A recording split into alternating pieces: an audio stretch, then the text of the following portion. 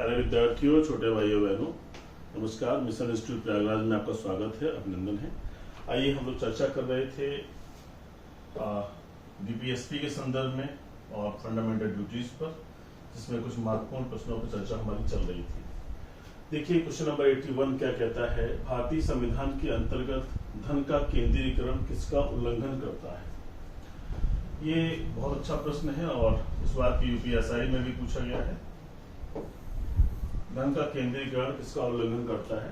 Option A समता का अधिकार, option B राज्य के नीति निर्देशक तत्व, ऑप्शन सी स्वतंत्रता का अधिकार, ऑप्शन डी कल्याण की अवधारणा।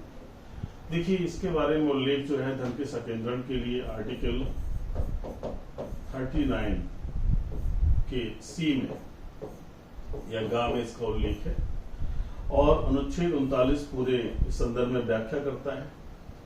तो इसका जो बेस्ट आंसर हमारे सामने निकल करके आएगा वो राज्य के नीति निर्देशक तत्वों में है, जहां कहा गया है कि धन का संकेंद्रण नहीं होना चाहिए। धन एक ऐसी स्थिति है जो सबके कल्याण से जुड़ी हुई है ना। तो किसी एक जगह पर एक केंद्रबिंदु में अगर धन इकट्ठा होने लग जाएगा तो बाकी लोग जो है आगे पीछे होंगे और समाज की जो आर्थिक दशा है बिगड़ जाएगी। तो ये समता के अधिकार या स्वतंत्रता के अधिकार या इनसे जुड़ा हुआ नहीं है, इसका आंसर है ये परीक्षा में पूछा गया प्रश्न है, 2021 का प्रश्न है, बहुत अच्छा प्रश्न है।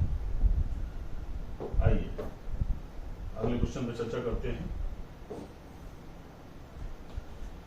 सूची 1 के साथ सूची 2 को मिलाइए और सूचियों के नीचे दिए गए कूट की रचक सहायता से उत्तर का चयन कीजिए। अब ये देखिए सभी चीजें आपके सामने दी गई हैं। ग्राम पंचायत का गठन, समान आचार संहिता, कृषि एवं पशुपालन, न्यायपालिका व कार्यपालिका का पृथक्करण, अंतरराष्ट्रीय शांति का विकास, है ना। अब ये देखिए सभी अनुच्छेद आपको रटे होने चाहिए। हालांकि इसके ऑप्शन में कुछ प्रॉब्लम है, इसलिए हम इसका ऑप्शन अलग से आपको देख लेंगे। आइए देखते हैं। ग्राम पंचायतों का गठन कहां पर बताया गया है। ग्राम पंचायतों का गठन अनुच्छेद 40 में है, तो इसका आंसर 5 है, ये 5 आ गया। समान आचार संहिता कहां पर है, तो ये आर्टिकल 44 है, ये आंसर 1 हो गया। कृषि एवं पशुपालन है, तो कृषि और पशुपालन कहां बताया गया है, 48 ए में है, तो 48 ए है नहीं, ठीक है ना। 48 में है, तो ये आंसर हो गया आपका 2। फिर न्यायपालिका और कार्यपालिका का पृथक्करण है, तो ये 50 से बताया गया है, तो ऑप्शन हो गया 3। और अंतरराष्ट्रीय शांति और सुरक्षा की बात की गई है, तो ये ऑप्शन हो गया 4। 4 1 2 3 4 5 1 2 3 4। अब ये ऑप्शन यहाँ पर नहीं है, तो 5 1 2 इसका ऑप्शन बना देते हैं।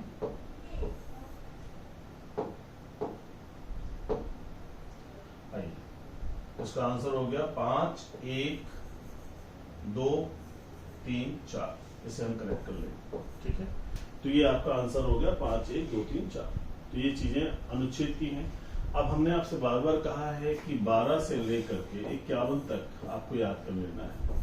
ये बहुत ही महत्वपूर्ण आर्टिकल है, कब कौन सा आएगा हमें नहीं मालूम है, तो अगर हमारे दिमाग में बना रहेगा तो हमारे लिए बेहतर होगा। आइए आगे चलते हैं। दूसरा भी सुमेलित करने वाला ही क्वेश्चन है और फिर देखिए कैसे चीजें हो रही हैं, आंसर क्या निकल रहा है। कहा गया है सूची 1 को सूची 2 के साथ सुमेलित कीजिए। अनुच्छेद 40 ग्राम पंचायतों गठन के बारे में है, सीधा सुमेलित ही है ये। अनुच्छेद 41 काम करने का अधिकार, तो काम, शिक्षा तथा लोक सहायता का अधिकार है, वो भी सही सुमेलित है। 44 समान नागरिक संहिता सही सुमेलित है और 48 कृषि एवं पशुपालन है। तो यानी आंसर क्या हो गया 1 2 3 4।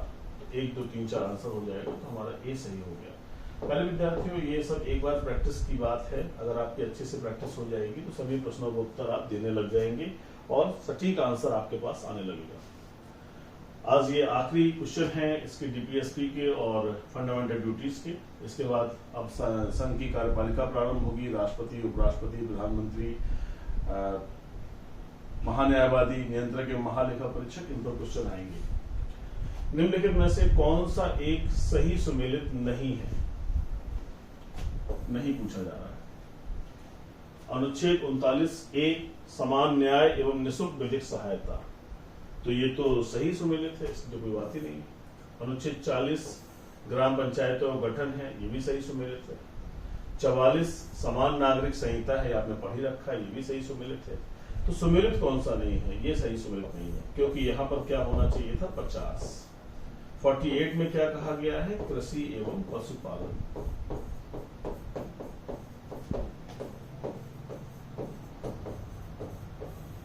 ठीक है, कृषि एवं पशुपालन कहा गया है, तो इसको ध्यान रखिएगा। तो ये एक अच्छा प्रश्न है, याद रखिएगा। ऐसे सुमेलित करने वाले प्रश्न आपके पास आते रहते हैं। मनरेगा कार्यक्रम निम्नलिखित में से भारतीय संविधान के किस अनुच्छेद को लागू करने हेतु लाया गया है? बहुत अच्छा प्रश्न है। मनरेगा के बारे में आपने सुना होगा, इसका फुल फॉर्म क्या है? महात्मा गांधी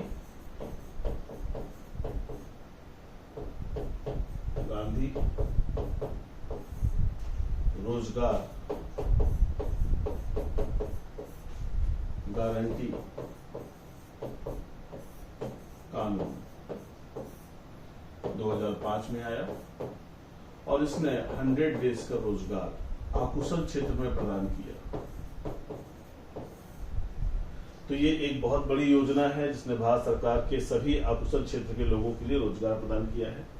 अब ये बात कहाँ है? 43 या 45 इस सभी में देखें। अगर हम 50 में जाते हैं तो ये न्यायपालिका का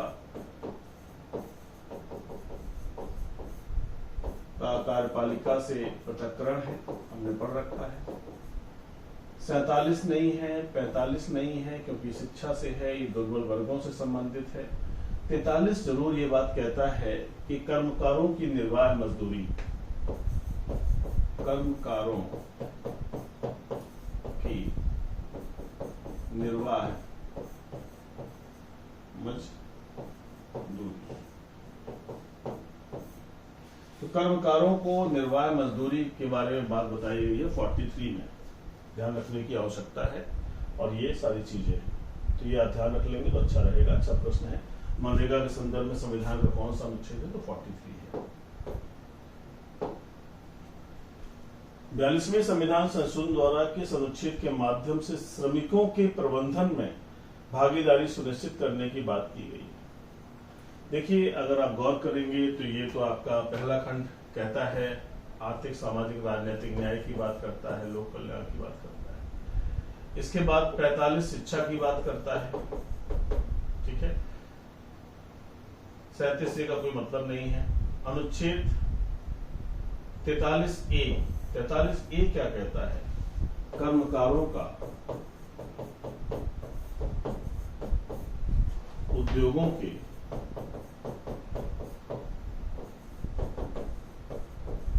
प्रबंध में भाग लेना, यानी जो कर्मकार हैं वो मैनेजमेंट का भी हिस्सा बनेंगे।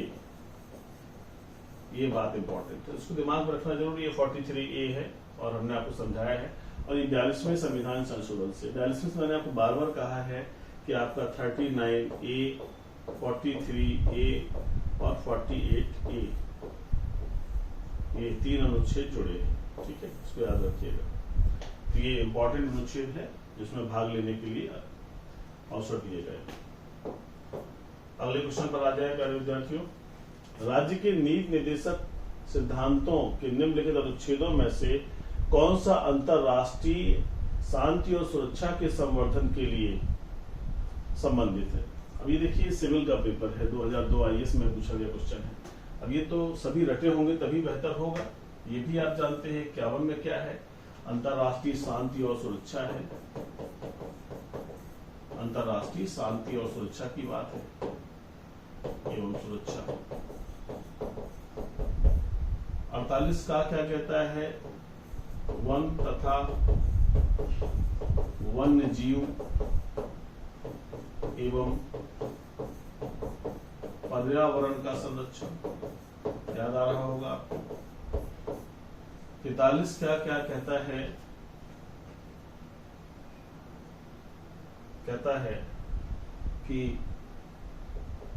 प्रबंधन में भाग लेना, अभी बताया था, भाग लेना किसका? कर्मकारों का। और 41 जानते ही हैं आप, काम शिक्षा तथा लोक सहायता का अधिकार है।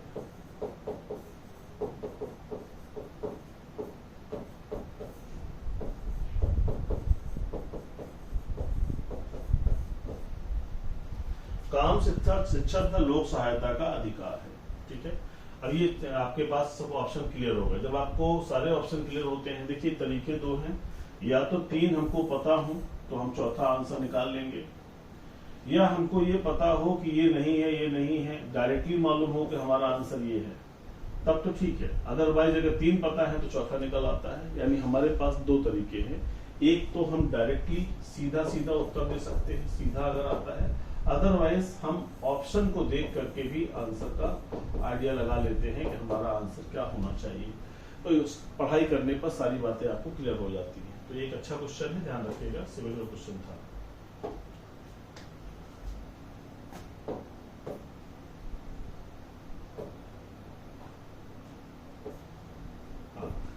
नेक्स्ट क्वेश्चन पे आ रहे हैं। यूपीपीसीएस मेंस 2009 का क्वेश्चन है, संविधान निम्न में से किसके शोषण के विरुद्ध अधिकार स्वीकृत करता है? बहुत अच्छा प्रश्न है, ओपन क्वेश्चन है। किसके विरुद्ध शोषण के विरुद्ध अधिकार देता है? ऑप्शन ए बच्चों, ऑप्शन बी नंबर 2 स्त्रियों, नंबर 3 जनजातियों के, नंबर 4 दलितों के। देखिए एक बात अच्छे समझ लीजिए, बच्चों के लिए अधिकार है, स्त्रियों के लिए है, जनजातियों के लिए है, लेकिन दलित शब्द का प्रयोग हमारे संविधान में नहीं है।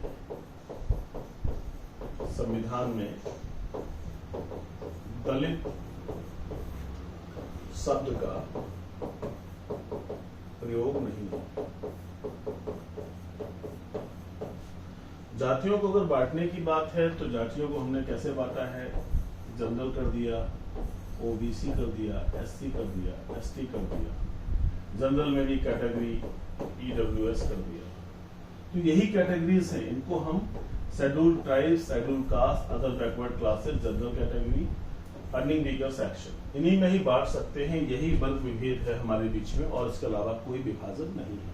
तो ऐसे में आंसर आपका क्या हो गया? 1 2 3। तो 1 2 3 आपका सी ऑप्शन सही हो जाएगा। अच्छा प्रश्न है, याद रखिएगा। क्वेश्चन नंबर 89 पर आ जाइए फटाफट। निम्नलिखित में से कौन सा या से राज्य के नीति निर्देशक तत्वों में शामिल है या है? अब ये सिविल का पेपर है और बहुत अच्छा प्रश्न 2008 का क्वेश्चन है। मानव के पहला स्टेटमेंट क्या कहता है? मानव के दुर्व्यापार और बलात्श्रम का प्रतिषेध। तो मानव के दुर्व्यापार तथा बलात्श्रम का प्रतिषेध, तो ये तो अगर आप देखोगे तो आर्टिकल 23 है। इसका मतलब इससे तो इसका कोई लेना देना है ही नहीं, ये गलत हो गया।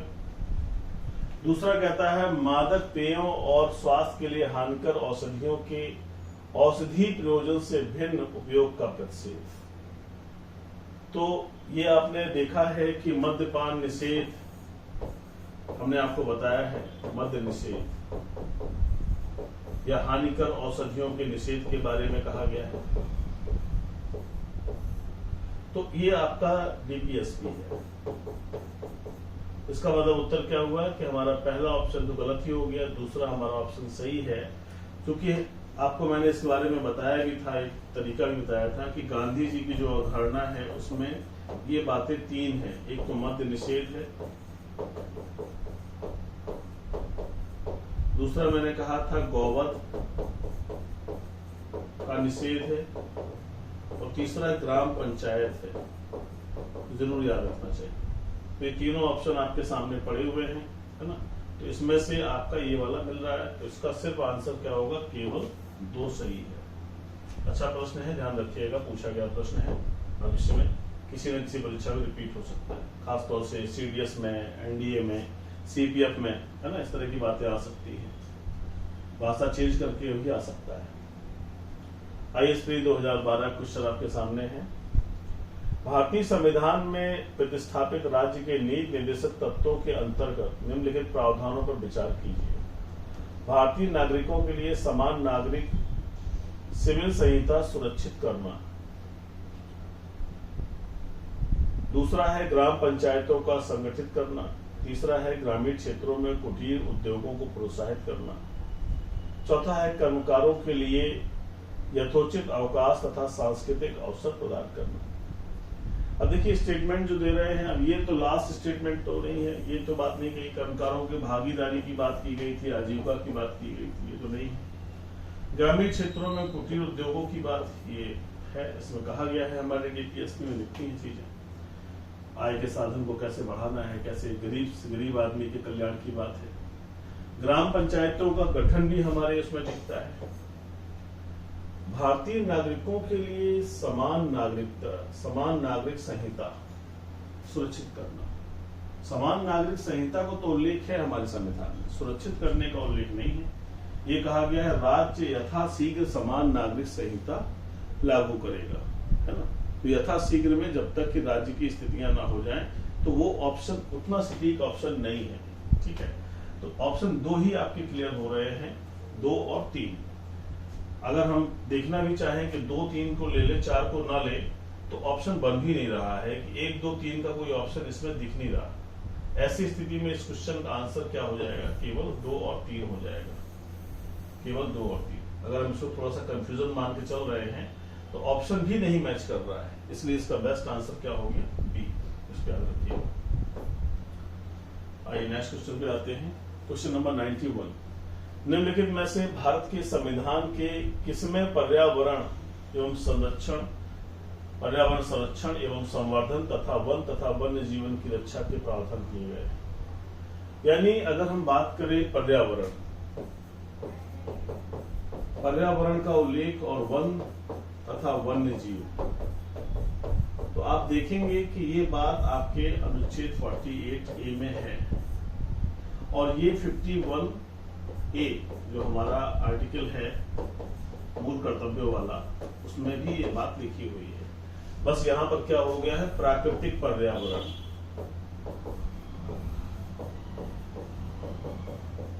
ठीक है, तो ये दोनों बातें कहाँ पर हैं, अगर देखा जाए तो दोनों जगह दिख रही हैं। राज्य के निर्देशक तत्वों में भी है और मूल कर्तव्यों में भी है। तो ये दोनों बातें हैं, दोनों जगह पाया जा रहा है। इसका बेस्ट आंसर क्या हो जाएगा, ए तथा बी दोनों में, ए तथा बी दोनों में। ठीक है, इस चीज को ध्यान रखना है। अच्छा प्रश्न है।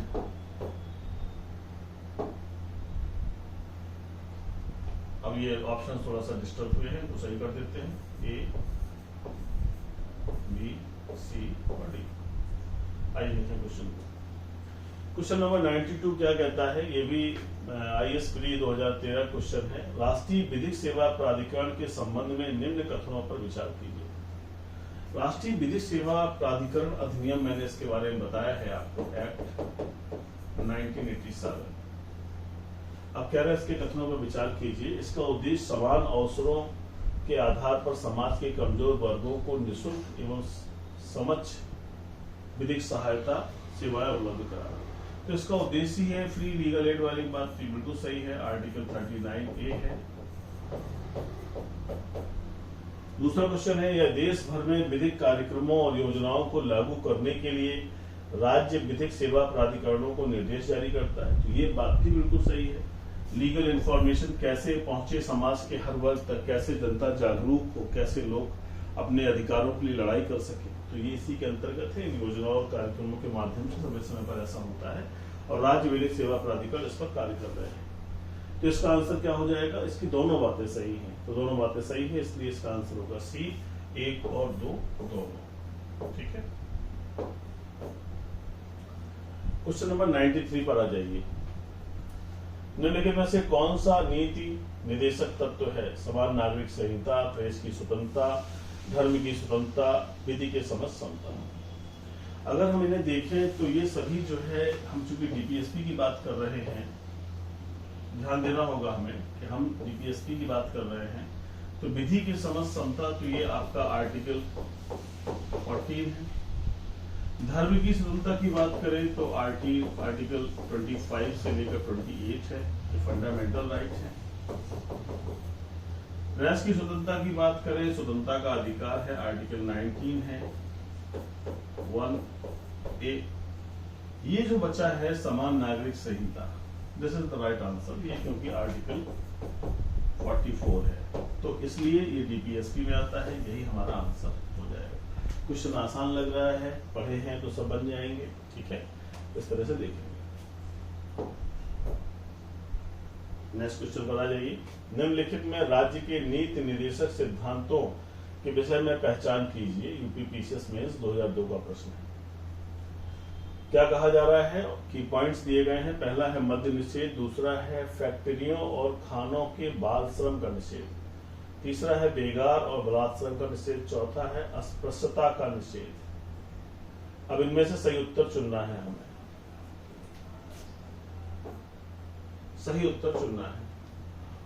अब देखिए, अगर गौर से देखें तो अस्पृश्यता का निषेध क्या है, ये आर्टिकल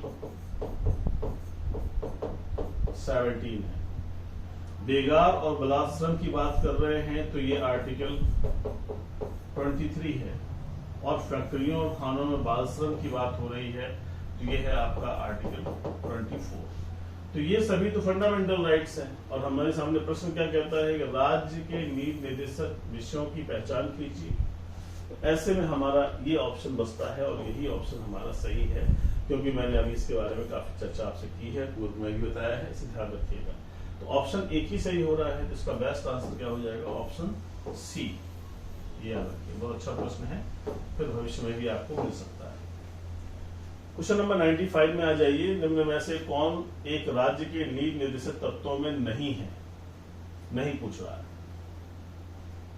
हमेशा इस बात को ध्यान रखिएगा। राज्य सुनिश्चित करने का प्रयास करेगा कि पुरुषों और महिलाओं को समान कार्य हेतु समान वेतन, बी जीविकोपार्जन हेतु पर्याप्त साधनों का समान अधिकार, ऑप्शन सी अस्पृश्यता उन्मूलन, ऑप्शन डी काम हेतु न्याय संगत और मानवोचित दशाओं में रहें।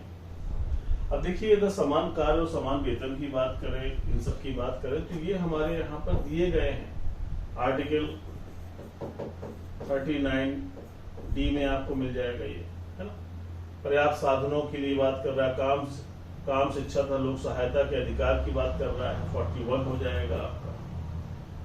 इसकी बात करें तो काम की न्याय संगत दशाएं हैं तो 42 हो जाएगा। ये हमारा अस्पृश्यता उन्मूलन जो है, ये हमारा आर्टिकल 17 है। यही नहीं है, क्योंकि ये तो फंडामेंटल राइट है। और प्रश्न हमारा क्या बन रहा है कि राज्य के नीति निर्देशक तत्व क्या है, तो इसको याद रखने की आवश्यकता है। बहुत अच्छा प्रश्न है, पूछा गया प्रश्न है।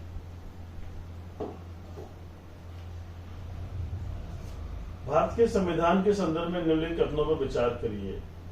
मूल अधिकार, मूल कर्तव्य, राज्य के नीति निर्देशक तत्व। स्टेटमेंट क्या कहता है, भारत सरकार द्वारा आरंभ किए गए राष्ट्रीय सामाजिक सहायता कार्यक्रम में भारत के संविधान के उपयुक्त उपबंधों में से कौन सा या कौन से पूरे होते हैं। अब ये देखिए, प्रश्न क्या कहता है, ये राष्ट्रीय सामाजिक सहायता कार्यक्रम है,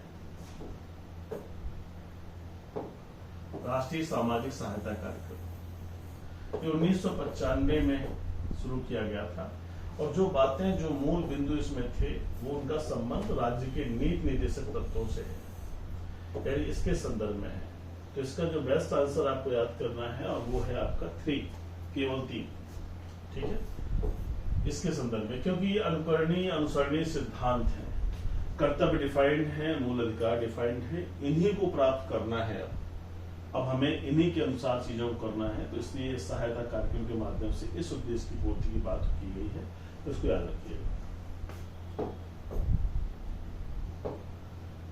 भारतीय संविधान के भाग 4 में दिए गए निर्देशक सिद्धांतों, ये भाग 4 है, में दिए गए निर्देशक सिद्धांतों में से कौन सा ऐसे सूचीबद्ध है।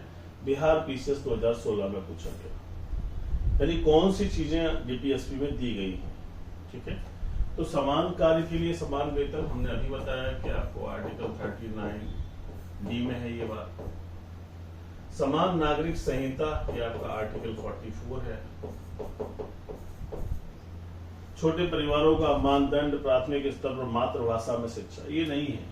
राज्य के नीति निर्देशक तत्वों में कहीं पर भी ये बातें उल्लिखित नहीं है।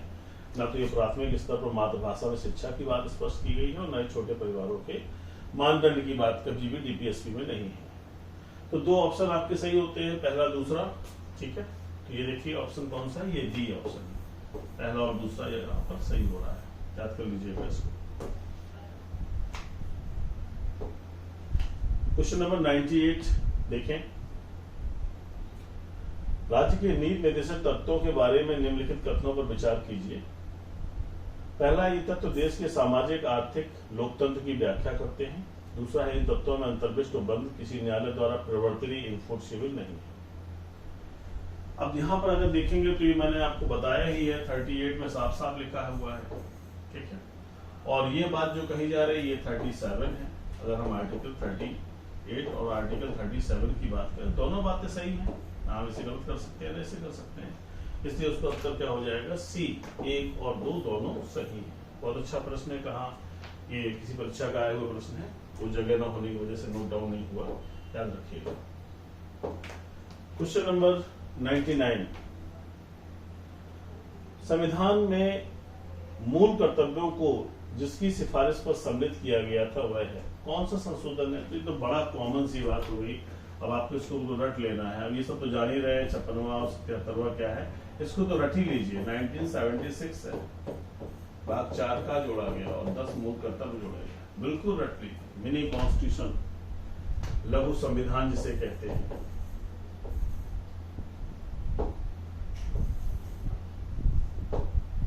लघु संविधान,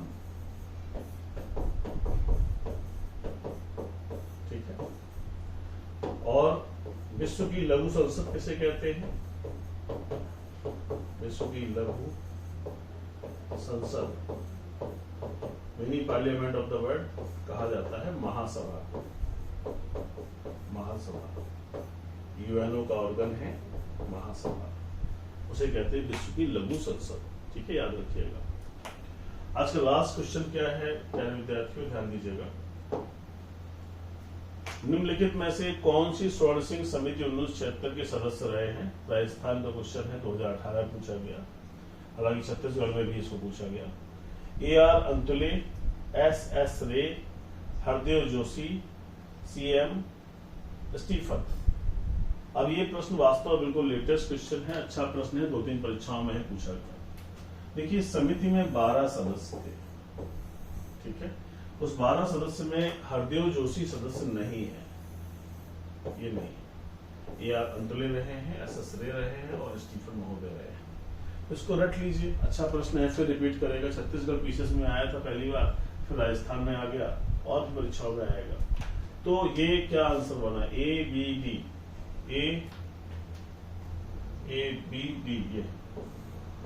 ये आपका आंसर होगा। इसको याद कर लीजिए, 12 सदस्य ये पूछा जा सकता है, इसको भी याद रखिएगा। इन्हीं की सिफारिश पर ही तो सब कुछ हुआ है, इनकी सिफारिश पर ही तो फंडामेंटल ड्यूटीज आई।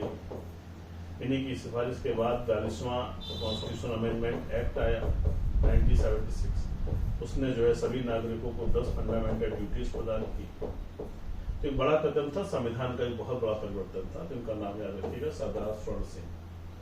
प्यारे विद्यार्थियों, आज के क्वेश्चन यही तक थे, हमने आपको बताया। सीरीज चल रही है, इसलिए डे बाय डे क्वेश्चन आपके सामने आ रहे हैं। चीजों को देखते रहिए, समय निकाल के पढ़ते रहिए, क्योंकि पढ़ाई का कोई अंत नहीं होता है और कोई भी अंतिम नहीं होता। जो अंतिम रूप से सफल भी होते हैं तो वो भी कह नहीं सकते कि मेरी पढ़ाई पूरी हो चुकी थी, सब कुछ मैंने पढ़ लिया था, ऐसा नहीं है। एक लेवल आता है और उसी लेवल पर आप सफल हो जाते हैं। तो आप प्रयास करिए कि वो लेवल आप भी प्राप्त कर ले।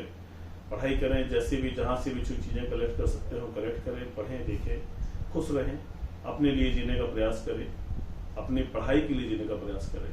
निश्चित रूप से सार्थक कदम होगा और सफलता मिलेगी। बहुत ख्याल रखिए। जय हिंद।